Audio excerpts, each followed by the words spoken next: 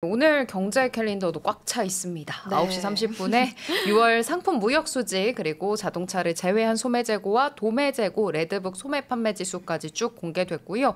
저희 방송 중에 이제 7월 달 기준으로 CB 소비자 신뢰 지수, 또 6월 미국 노동부의 졸트 구인이직 보고서 함께 확인해 보실 수 있겠습니다. 자정 넘어서는 12시 30분 2분기 애틀란타 여는 GDP 나우 데이터 보실 수 있고요. 국채 입찰도 계속되겠습니다. 7년물 국채 입찰 새벽 1시에 있고요. 5시 30분에 미국 석유협회 30년 모기재 금리 데이터도 보실 수 있겠습니다. 지금 나와 있는 지표 먼저 좀 확인을 해보겠습니다. 상품 무역 수지는 여전히 적자는 기록 중이긴 합니다만 예상치를 웃돌았습니다. 그리고 자동차를 제외한 소매 재고는 0.0% 제로 성장을 했다는 점까지 확인해 볼 수가 있겠습니다. 네. 이번 주 정말 지표도 많은 상황인데 오늘 지표 중에 좀 눈여겨볼 만한 게 있을까요?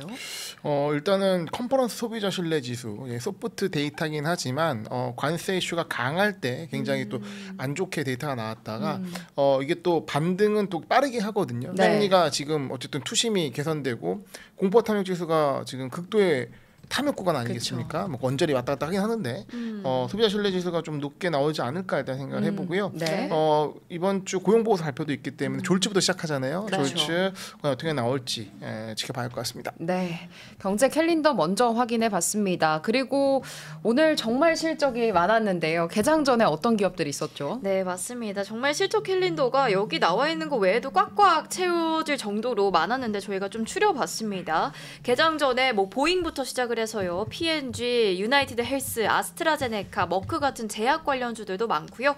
오늘 페이팔, UPS, 로얄 캐리비안, 또 서던코퍼 등 많은 기업들이 실적을 발표했고요.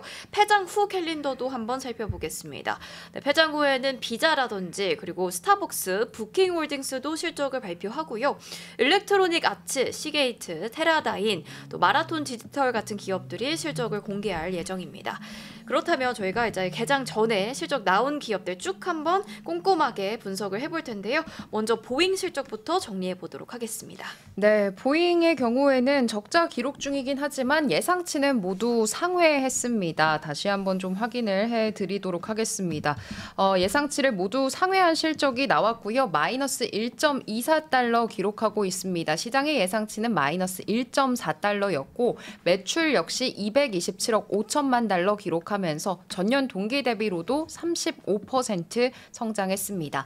상업용 항공기 인도량도 늘어났습니다. 150대 2분기에 인도를 했는데요. 1년 전 대비로는 63%나 급증한 인도량 수치를 볼 수 있었고 그래서 부문별 매출로도 상업용 항공기 매출이 109억 달러 기록을 하면서 81%나 급증했습니다. 국방, 우주보안 부분도 10% 늘어났고요. 글로벌 서비스 부문 매출 역시 8% 증가했습니다. UPS 같은 경우 EPS가 예상치를 살짝 밑돌았고요.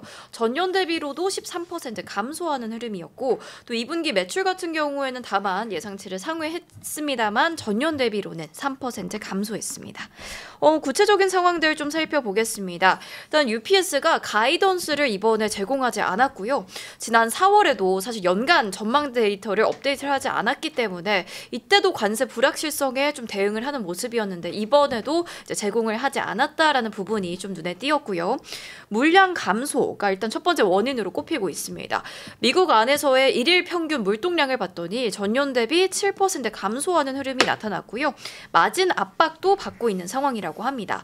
영업이익률이 14%에서 8%로 이번에 이제 하락을 했고요. 물량 감소로 인해서 마진이 압박이 나타나고 있다라고 보시면 되겠습니다. 또 에버코어에서는요. 지금 낮아지는 시장 기대치가 나타나고 있다라고 하면서 국내 수요도 지속적인 둔화를 겪고 있다라고 평가를 했고요. 다만 그래도 UPS가 좀 사업 재편을 위한 노력들은 하고 있다고 합니다. 아마존과의 사업을 좀 정리를 하고 콜드체인 물류 같이 좀 고마진을 가져올 수 있는 사업 부분에 집중을 하고 있는 모습들이 나타나고 있긴 합니다. 회계연도 기준으로는 4분기 실적이었고 예상치 모두 웃돌았습니다. EPS 1.48달러, 매출은 208억 9천만 달러 기록했는데요. 세부적인 내용 확인해 보시면 우선 프록터앤갬블도 관세 비용을 상쇄하기 위해서 이번 달부터는 미국 안에 있는 제품 4분의 1은 가격을 인상할 거다 이런 내용을 전했습니다. 그렇지만 신선식품 가격을 인상한 데 힘입어서 유기적 매출 같은 경우 2% 성장을 나타냈다고 하고요. 2026 회계연도에는 관세가 세전 비용의 10억 달러 정도 증가를 시킬 것이다. 이렇게 전했습니다. 연간 가이던스 데이터도 나왔는데 시장의 예상치가 6.99달러였고 회사가 제시한 내용은 6.83달러에서 7.09달러 사이로 제시가 됐습니다. 로열 캐리비안 크루즈 실적으로 그럼 넘어가 보겠습니다. EPS 예상치를 상회했고요. 매출은 예상치를 살짝 밑도는 실적 이번에 공개했습니다. 사실 지금 프리마켓 주가 상황이 좀 좋지가 않은데 일단 고객 수만 봤을 때는 전년 대비 10% 늘어난 실적을 발표를 했고요. 선박 점유율도 110%에 달하면서 긍정적으로 나타났습니다. 또 연간 가이던스도 상향 조정을 하면서 올해 연간 조정 EPS 가이던스가 지금 월가에서 내놓은 예상치에 그래도 맞아 떨어지는 수준에 올라와 있는 상황이고요. 2분기 순이익률도 전년 대비 5% 이제 증가했습니다. 그래서 신규 기존 선박의 티켓 가격들이 좀 높아진 덕분으로 풀이가 되고 있고요. CEO도 이번에 브랜드 포트폴리오 또 고객들의 어떤 경험 수요도 가속화가 되고 있다라고 이야기를 했습니다. EPS와 매출이 엇갈렸습니다. EPS가 예상치를 하회했고 매출은 예상치를 상회하면서 1년 전보다도 12.9% 늘어났습니다.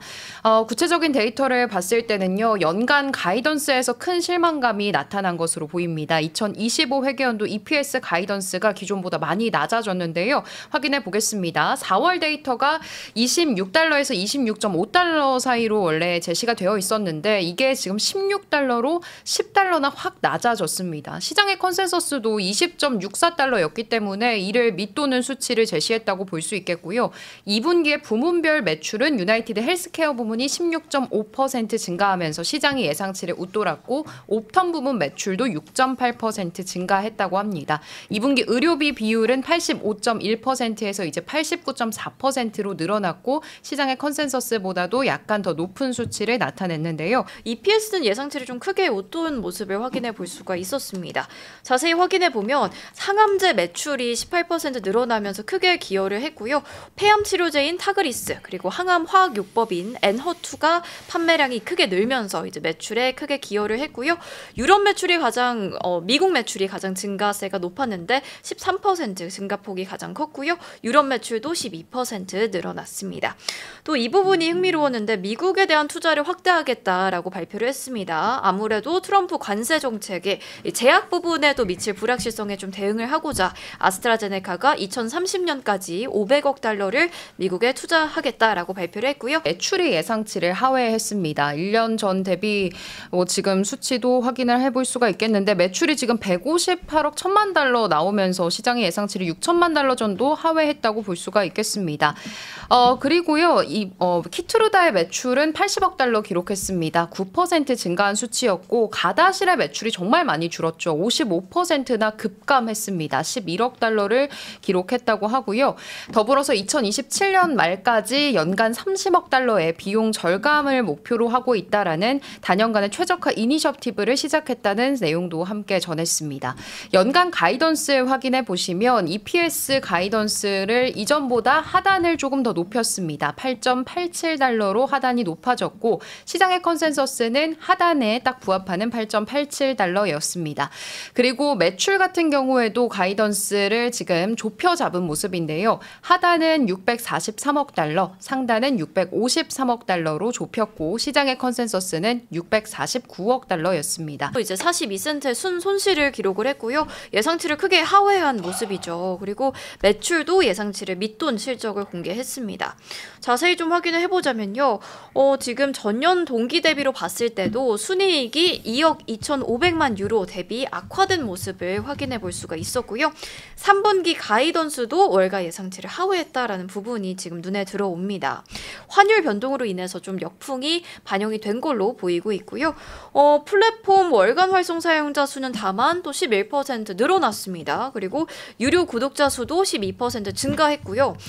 AI DJ 요청 기능을 출시를 했고 오디오북의 기능도 4개국으로 확대했다라는 소식이 있었음에도 불구하고 실적은 잘 나오지 못한 모습입니다. 대표적인 핀테크 기업 중에 하나고요. EPS 매출 모두 시장 예상치보다 잘 나왔습니다. 매출의 경우에는 1년 전보다 44%나 급증했다고 하는데요.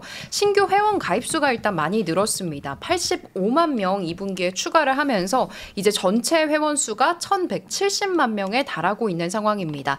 1년 전 대비로 34%나 급증한 회원수를 기록하고 있고요. 구체적인 세부 내용 좀 확인을 해보시면 수수료 기반 매출이 3억 7,750만 달러, 72%나 급증했습니다. 개인 대출 발생액은 66% 급증, 학자금 대출액도 35% 늘었고 주택 대출액이 92% 늘어났다고 합니다.